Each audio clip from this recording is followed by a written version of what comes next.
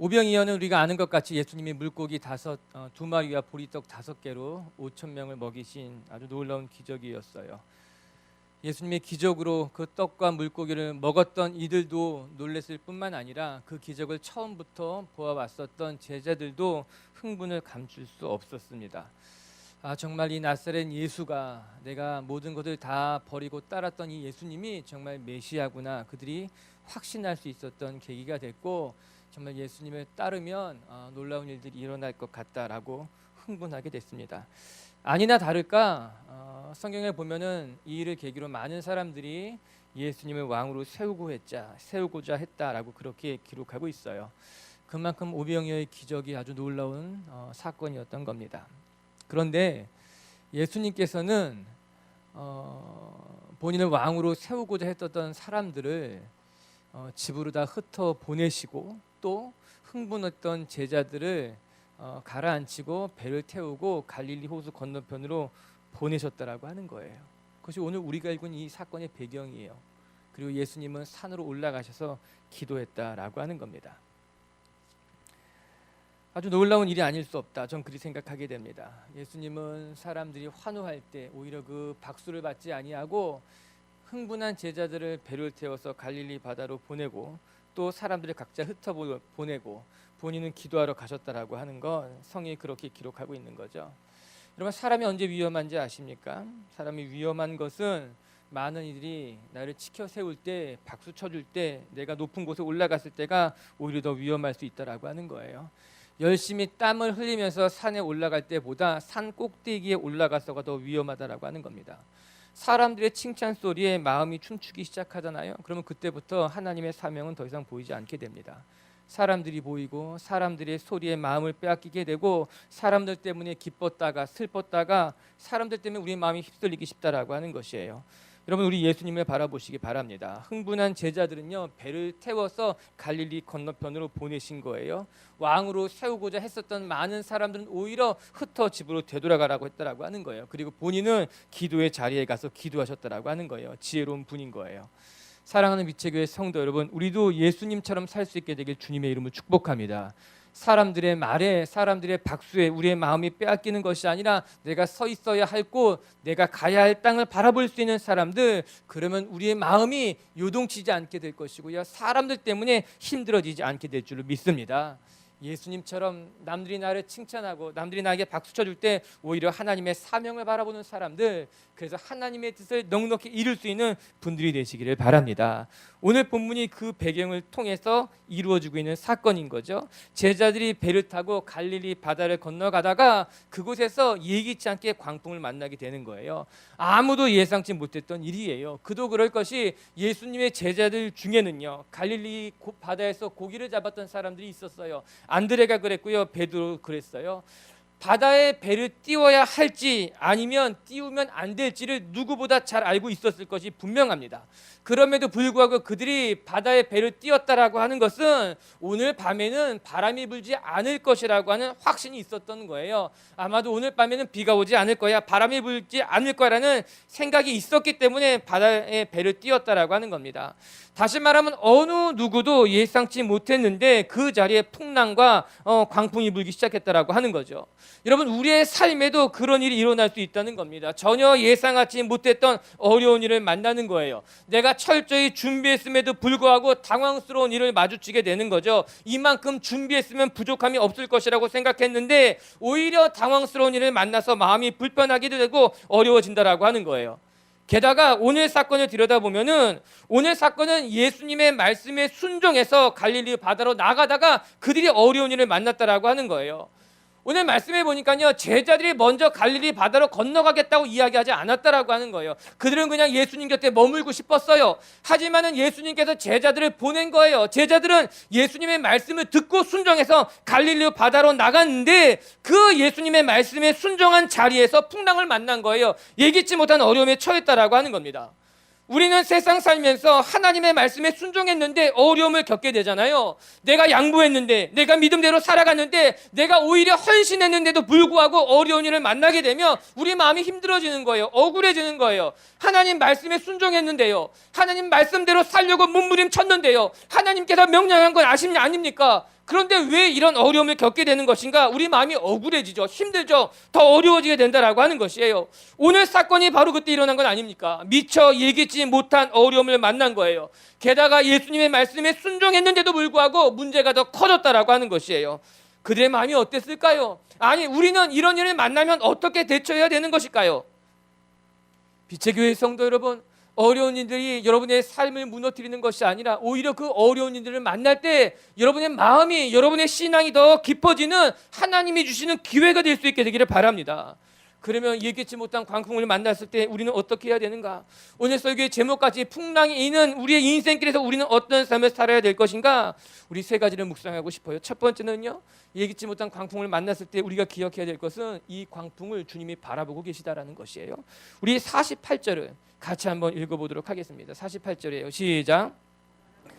거스름으로 제자들이 힘겹게 누워젖는 것을 보시고 밤 사경쯤에 바다 위로 걸어서 그들에게 오사 지나가려고 하심에 제자들이 힘겹게 누워젖는 것을 보시고, 이렇게 기록되어져 있습니다. 여기서 본다라고 하는 것은요, 단지 아무런 마음 없이 관망했다라는 것이 아니라 주의 깊게 제자들을 바라봤다라고 하는 의미일 겁니다. 지금 제자들의 형편이 어떤지, 지금 제자들이 만난 어려움이 무엇인지 예수님이 주의 깊게 제자들을 바라보고 계시다는 거예요. 주목하고 계시다라고 하는 겁니다. 사랑하는 성도 여러분, 우리가 이렇게 주의 깊게 바라본다라고 하는 것은요, 무엇을 의미하는 겁니까? 관심이 있다는 거예요. 마음이 있다라고 하는 거예요. 우리가 관심이 있을 때 비로소 집중하게 되는 거예요. 주의 깊게 바라보게 되는 거예요. 반대로 우리 마음에 관심이 없으면요, 보아도 보지 못합니다. 들어도 들리지 않는다라고 하는 거예요. 우리에게 관심이 있을 때 내가 원하는 것이 보이는 거예요. 관심이 있을 때 많은 이야기들 속에 상대방의 말이 들리기 시작하게 된다라고 하는 겁니다. 오늘 주님께서 누구를 바라보고 계신 거예요? 산 위에서 예수님께서 보내신 제자들을 바라보고 계신 거예요. 그들이 지금 어떤 어려움을 겪고 있는지, 그들이 지금 처한 어려움이 무엇인지 주님의 마음이 있기 때문에 시선을 떼지 아니하고 그들을 바라보고 계시다라고 하는 겁니다. 이전에 우리 아이들이 아직 어렸을 때 아이들 데리고 동물원에 갔었던 기억이 있습니다. 아이들을 내 앞에 먼저 보내고 뒤에서 아이들을 가만히 바라보고 있었어요. 아이들이 어디로 가는지, 아이들이 행여나 넘어지는 않는지, 잘못된 길로 가지는 않는지 시선을 떼지 않고 아이들만 바라보고 있었어요. 마치 카메라를 들여다보면요, 이렇게 동체 추적하는 것 같이 아이들이 가는 곳을 떼지 않고 움직이기 시작했어요. 주변의 모든 것은 흑백인데 우리 아이들만 칼라처럼 보이는 것 같았어요. 눈을 떼지 못하는 거죠.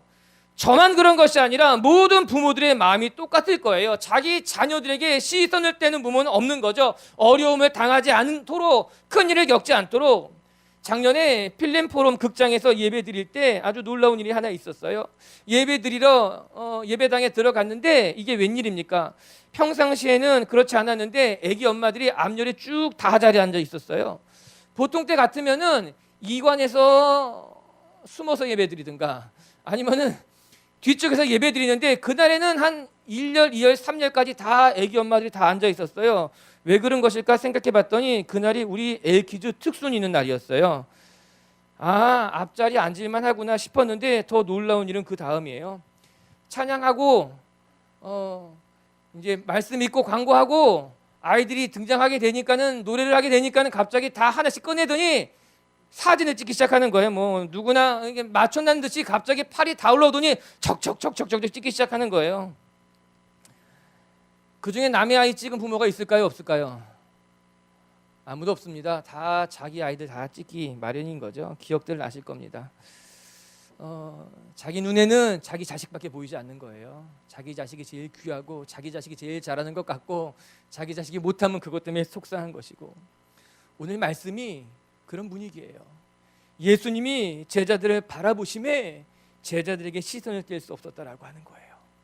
내가 보낸 그들이 그 갈릴리 바다에서 어려움을 겪고 있지는 않은지, 내가 사랑하는 그들이 그곳에서 당황해하고 있지는 않은지 주님이 제자들에게 눈을 떼고 있지 못하다라고 하는 거예요. 우리가 인생의 고난을 만날 때, 내가 감당할 수 없는 어려움 때문에 내 마음이 낙심될 때 주님은 어디 계신가 하면 나를 바라보고 계시다라고 하는 거예요. 여러분, 오늘 본문을 보시기 바랍니다. 주님은 지금 어디 계십니까? 주님은 호수 건너편 산 위에서 제자들을 바라보고 계시다라고 하는 거예요. 여러분, 제자들의 눈에 예수님이 보였을까요? 보이지 않았을까요? 보이지 않았을 겁니다. 예수님이 어디 계신지, 예수님이 지금 나를 바라보고 계신지 제자들은 볼 수 없었다라고 하는 거예요. 그러나 주님은 제자들을 보고 계셔요. 어떤 일을 겪고 있는지, 무슨 일을 만났는지 주님은 제자들을 보고 계시다는 거예요.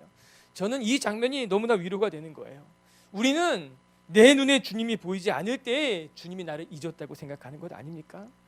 내 눈에 주님이 보이지 아니하고 내 손에 주님이 잡히지 않을 때, 하나님, 내가 이렇게 힘든데 당신은 어디 계시냐고, 내가 이렇게 어려움에 처해 있는데 왜 주님이 보이지 않는다고 이야기하지만, 오늘 말씀을 보니까 내가 보이지 않을 뿐이지, 내가 보지 못할 뿐이지 주님은 지금도 제자들을 바라보고 계시다라고 하는 거예요. 내 시야에는 없지만 주님의 시야에는 제자들이 있었다라고 하는 것이에요. 사랑하는 위체교회 성도 여러분, 이렇게 주님 우리를 바라보고 계신 거예요. 내가 주님을 보지 못한다 할지라도, 내가 주님을 느끼지 못한다 할지라도, 내가 어떤 처지에 놓여있던 간에 주님은 우리를 바라보고 계시며 우리에게 시들대지 못한다라고 하는 겁니다. 이사야서 49장 14, 15절엔 이런 말씀이 기록되어 있어요. 우리 자막을 통해 같이 한번 읽어봅시다. 시작.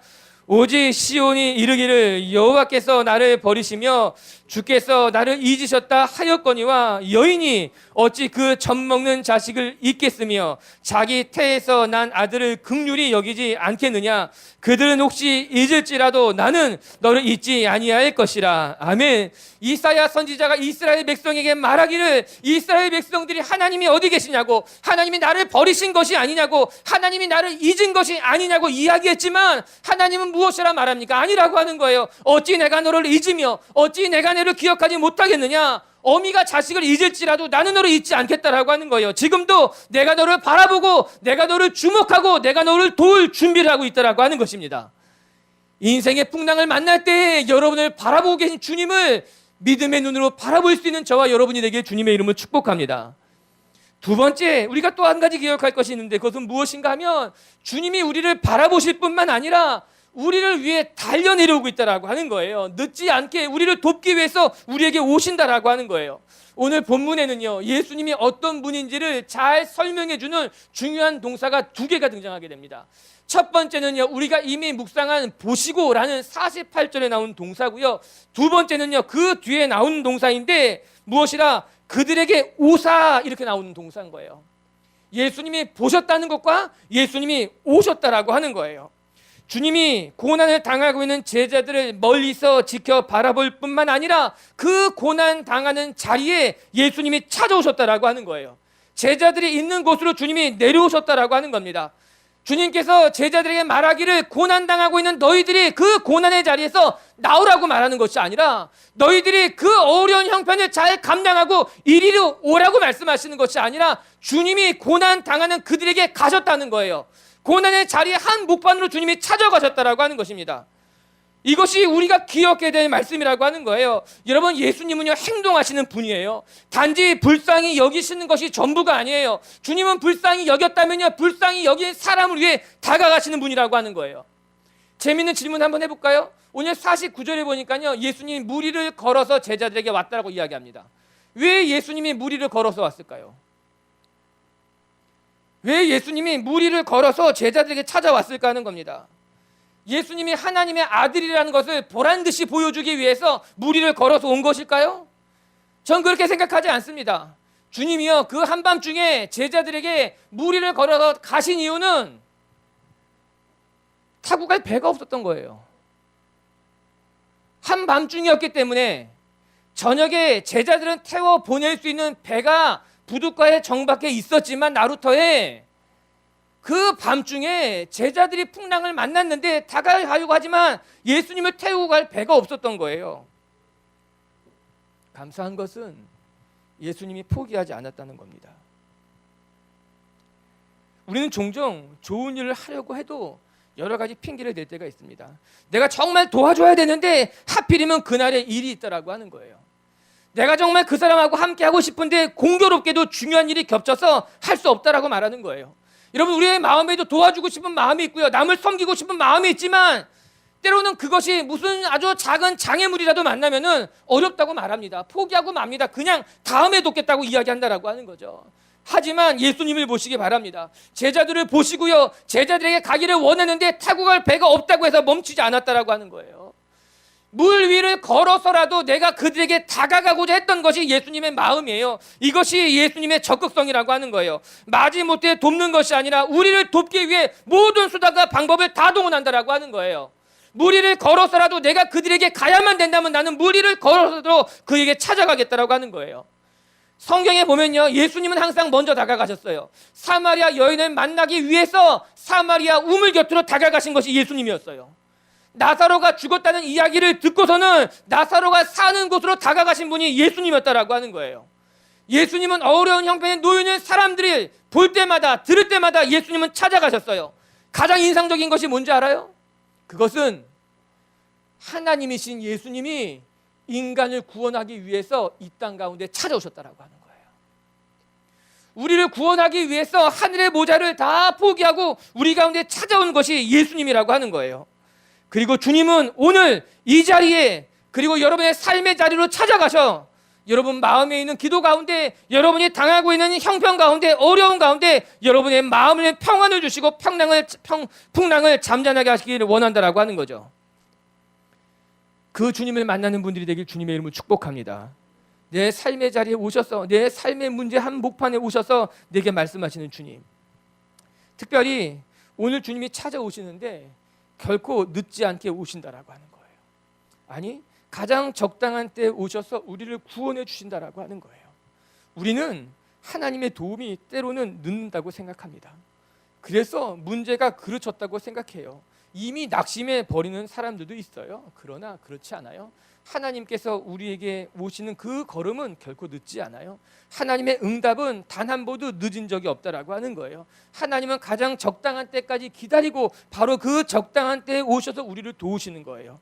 성경은 하나님의 은혜를 이른 비와 늦은 비로 표현할 때가 많아요. 신명기 11장 14절의 말씀을 같이 한번 읽어보도록 하십시다. 시작. 여호와께서 너희의 땅에 이른 비 늦은 비를 적당한 때에 내리시니 너희가 곡식과 포도주와 기름을 얻을 것이요. 여기서 이른 비라고 하는 것은 약 10월, 11월 경에 내리는 비예요. 이는 이스라엘 팔레스틴 지역의 건기의 마지막 때에 내리는 비예요. 딱딱하게 굳어져 있는 건기, 비가 안 와서 딱딱하게 굳어져 있는 팔레스타인 땅에 이 이른 비가 내려야지만 그 땅을 일굴 수 있어, 기경할 수 있고 비로소 농사를 시작할 수 있는 거예요. 그게 이른 비가 중요한 거예요. 늦은 비라고 하는 것은 무엇인가 하면요, 3, 4월경에 내리는 비예요. 이때 비가 내려야지만 11월 달에 심었던 농작물들이 풍성하게 결실을 하게 되는 것이에요. 이 늦은 비가 없이는요, 풍성한 소출을 기대하기는 어렵다라고 하는 거죠. 그래서 이스라엘의 농부들은 열심히 수고하고 난 이후에 하나님께서 내리시는 이른 비와 늦은 비를 기다릴 수밖에 없는 거예요. 내가 아무리 열심히 수고했다 하더라도 하나님이 적당한 때에 적당한 비를 내리지 않으면 그 농사가 성공할 수 없기 때문에 하나님을 바라보고 기다리면서 그들이 고백한 것이 무엇인가? 하나님은 이른 비와 늦은 비로 적당한 때에 내리시는 분이라고 이야기한 것 아니겠습니까? 빛의 교회 성도 여러분, 하나님은 결코 늦지 않으실 거예요. 우리의 마음이 조급할지 모르지만 하나님은 가장 적당한 때 가장 적당한 은혜로 여러분의 삶을 채우시고 돌보실 줄 믿습니다. 문제는 늘 내가 내 때를 정한다는 데 있어요. 지금이어야 하고 반드시 지금 역사해야만 하고 반드시 지금 응답해야 된다고 하는, 내가 내 때를 정하는 것이 어리석은 일이라고 하는 것이죠. 우리가 기억할 수 있게 되길 바랍니다. 풍랑을 만난 제자들에게 늦지 않게 찾아오셔서 그들을 구원하신 것 같이 여러분의 삶에 하나님이 찾아가셔서 가장 적당한 때 적당한 구원으로 우리의 삶을 인도하게 될 줄로 믿습니다. 세 번째, 오늘 말씀을 통해 우리가 또 한 가지 기억해야 될 것은 예수님이 그 풍랑 가운데 제자들을 찾아가셔서 제자들이 배에 타게 되자 풍랑이 멈췄다라고 하는 거예요. 매우 단순한 이야기지만 오늘 사건의 핵심이라고 할 수 있어요. 51절을 같이 한번 우리 읽어보도록 합시다. 51절 시작. 바람이 그치는지라 제자들이 마음에 심히 놀라니 예수님께서 배에 오르시자 풍랑이 잠잠해졌다고 기록합니다. 사실 오늘 사건은 의외로 간단하게 정리됩니다. 예수님이 없이 제자들끼리 배를 타고 가다가 갈릴리 바다에서 풍랑을 만났다는 거예요. 그러나 예수님이 제자들에게 찾아오게 되시자 풍랑이 잔잔해졌다는 거죠. 우리가 살아가는 삶이 때로는 복잡한 듯 하지만 그러나 그리 복잡하지 않습니다. 예수님 없이 살아가는 삶은요, 풍랑을 만나서 당황할 수 있게 된다라고 하는 거죠. 그러나 우리가 당황하여도 주님이 우리의 삶에 찾아오게 되면은 모든 문제들이 하나씩 정돈이 되고 정리가 되게 되고 안개와 같았던 우리의 삶이 길을 찾게 되고 방향을 찾게 된다라고 하는 것이에요. 48절에 보면 이런 말씀이 나오죠. 제자들이 힘겹게 누워졌는 것을 보시고, 힘겹게, 저는 이 단어가 우리가 살아가고 있는 우리들의 모습을 잘 표현해 주는 단어인 것 같아요. 바람이 거스름으로 제자들이 노를 힘겹게 저어도 앞으로 나아갈 수 없다라고 하는 것이에요. 이 배가 내가 열심히 힘겹게 노를 졌지만 내 뜻대로 되고 있지 않다는 것을 오늘 이 힘겹게라는 단어를 통해서 보여주고 있는 것 아닙니까? 열심히 수고해도요, 열심히 노력해도요, 안 되는 게 있다는 거예요. 제자들의 삶이 그랬다는 거예요. 아무리 힘겹게 노를 졌지만요, 아무리 애쓰지만요, 안 되는 거죠. 여러분, 우리 인생이 이렇게 되면 얼마나 안타깝습니까? 사람들이 이렇게 이야기합니다. 물 들어올 때 열심히 노져야 된다고 말하잖아요. 할 수 있을 때 열심히 해야 된다는 말이겠죠. 열심히 노를 저어서 앞으로 나아갈 수 있을 만큼 나아가야 된다라고 하는 거예요. 오늘 그 말씀이 여기 본문에 그대로 등장하고 있더라고요. 그런데 여러분, 내가 열심히 노를 졌지만요, 안 될 때가 있다라고 하는 거예요. 오늘 제자들이 힘겹게 노를 졌음에도 불구하고 그들이 이룰 수 있는 것은 아무것도 없었다는 겁니다. 오히려 힘만 빠지는 거예요. 오히려 더 어렵게 될 수밖에 없었다라고 하는 것입니다. 우리들의 모습 아닐까요? 열심히 수고하는 것 같지만 길이 보이지 않을 때 내가 땀은 내고 열심히 살아가는 것 같지만 힘겹게 노를 졌지만 뭔가 안 된다라고 하는 거예요. 문제는 어디 있을까요? 주님이 없이 노젓는 것이 어리석은 일이라고 하는 거예요. 주님이 없는 배에는 아무리 힘겹게 노를 젓는다 하더라도 오히려 우리의 삶이 더 어렵게 힘들게 그 풍랑 때문에 당황하게 될 수밖에 없다라고 하는 것이에요. 여러분의 인생에 주님이 함께 하시길 바라요. 힘겹게 노젓는 것으로 내가 할 일을 다 했다고 이야기하는 것이 아니라 나의 인생에 주님이 찾아와 달라고 기도할 수 있는 하나님의 사람들이 된다면 주님이 여러분의 삶을, 여러분의 인생을 선하게 인도하시게 될 줄로 믿습니다. 문제는 무엇일까요? 제자들의 마음이 둔해진 것이었어요. 52절에는 이런 말씀이 나와요. 같이 한번 읽어볼게요. 시작. 이는 그들이 그 떡 떼시던 일을 깨닫지 못하고 도리어 그 마음이 둔하여졌음이로라. 그 마음이 둔해졌다라고 하는 것이에요. 바람과 파도가 잠잠해지게 되자 제자들이 충격을 받게 됩니다. 그리고 그 장면을 마가는 이렇게 묘사합니다. 제자들이 예수님이 떡을 떼시던 일을 기억하지 못하고 마음이 둔해졌구나. 앞서 말한 것 같이 오늘 이 사건은요, 예수님께서 오병이어의 기적을 행하시고 난 이후에 불과 하루도 지나지 않았다는 겁니다. 24시간도 지나기 전에 오늘 이 사건이 일어나게 된 거예요. 보리떡 5개와 물고기 2마리로 5,000명을 먹이셨을 때 제자들은 그런 예수님을 바라보면서 너무나 흥분했어요. 예수님의 기적을 체험했어요. 정말 대단한 분이라고 여겼지만 하루도 지나지 않고서 예수님이 어떤 분인지, 예수님이 행하신 기적이 어떤 것인지 그들은 새카맣게 잊어버리고 그들이 만난 풍랑, 광풍 때문에 당황해하고 있는 것. 우리들이 그렇지 않습니까? 우리 중에 은혜를 경험하지 않은 사람들은 아마 별로 없을 겁니다. 은혜를 경험하기도 하고 하나님의 살아계심을 우리가 깨닫기도 하였지만 왜 우리는 어려운 일을 만날 때마다 낙심하는 걸까요? 왜 우리는 내가 감당할 수 없는 일을 만날 때마다 하나님을 바라보지 않고 우리 스스로 낙심하여 주저앉게 되는 것일까요? 그 이유를 성경 그렇게 말합니다. 기억하지 못함이라. 마음이 둔해진 것이라. 하나님이 우리에게 베푸신 은혜를 기억하지 못했기 때문이겠죠. 하나님께서 베푸신 은혜를 기억하지 못한 채 내 마음이 딱딱하게 굳어져 있는 것이겠죠. 우리에게는 그 간격이 너무 짧아진 거예요.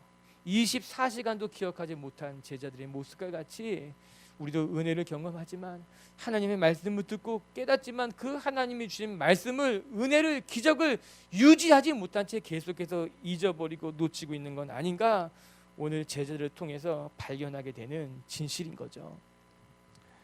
여러분의 마음이 둔해지지 않게 되기를 바랍니다. 하나님의 은혜를 경험했다면 그 하나님의 은혜가 여러분에게는 힘이 되기를 바라고, 내가 오늘도 기적의 하나님을 보았다면 내일도 그 기적의 하나님 때문에 살아가는 하나님의 사람들이 되시기를 주님의 이름으로 축복합니다. 우리가 하나님을 기억할 때, 하나님이 내 삶에 찾아오실 때, 우리가 그 하나님과 동행하게 될 때 우리의 삶에는 귀하고 아름다운 역사가 나타나게 될 줄로 믿습니다. 오늘 말씀을 정리하십시다. 여러분, 우리의 삶에는요 늘 좋은 일만 있는 것은 절대 아닙니다.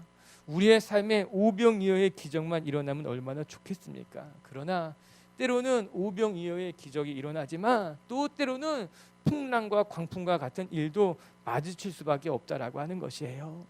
중요한 것은 오병이어를 만났을 때 마음껏 기뻐할 뿐만 아니라 풍랑을 만날 때 우리의 믿음을 잃어버리지 않는 것, 우리 마음이 딱딱하게 굳어지지 않는 것이라고 하는 거예요. 여러분의 삶이 우여곡절이 있고 때로는 기뻤다가 때로는 슬픈 일도 만난다고 하지만, 그러나 늘 한결과 같이 하나님을 바라볼 줄 아는 믿음의 사람들이 되십시오. 첫 번째 기억합시다. 우리가 인생의 광풍을 만날 때 주님은 지금도 우리를 바라보고 계시다라고 하는 거예요. 내가 하나님을 볼 수 없을 때에도, 하나님이 보이지 않는 것처럼 느껴진다 하더라도 주님은 주님의 시야에서 우리를 놓치지 않고 바라보고 계시는 분이시다. 이 하나님의 말씀이 여러분에게 위로가 될 수 있게 되기를 바랍니다. 그리고 두 번째, 주님은 제자들을 바라보실 뿐만 아니라 고난의 한 복판으로 찾아오신다라고 하는 거예요. 내가 그 고난을 이기고 이곳으로 나오라고 하는 것이 아니라 내가 내 고난의 자리로 다가가겠다고, 내가 내 고난의 자리에 함께하겠다고 말씀하시는 것이 오늘 우리에게 보여주신 주님의 모습이라고 하는 거예요. 조금만 기다리세요. 그곳으로 주님이 찾아가셔서 주님이 여러분의 삶을 회복시킬 줄로 믿습니다. 세 번째, 주님이 찾아오실 때 광풍은 잠잠해집니다. 아무리 큰 광풍이라 하더라도요, 주님이 찾아오시면 그 광풍은 잔잔해지는 거예요. 주님이 없이 떠나는 여행은 위험하지만 주님과 함께하는 여행은 안전할 수 있다는 것을 굳게 믿고 오늘도 두려움 없이 말씀에 순종하는 저와 여러분이 되시길 주님의 이름으로 축복합니다.